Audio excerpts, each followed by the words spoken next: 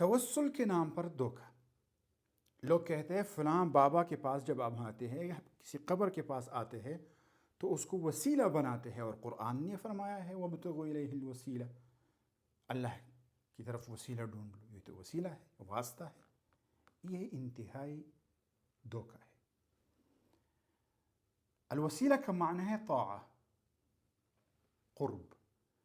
مراد یہ ہے کہ وَابْتَغُوا إِلَيْهِ الْوَسِيلَةَ، اللہ قرب حاصل کرو، عبادت کر کے، اچھے اعمال کر کے اللہ کے قریب ہو جاؤ. یہی معنی قرآن نے خود بیان کیا ہے. کسی کو واسطہ بنا کر، کسی کو واسطہ بنانا، یہ دھوکہ ہے. اسلام کا مقصد ہے اللہ اور انسان کے بیچ میں واسطوں کو ختم کرنا.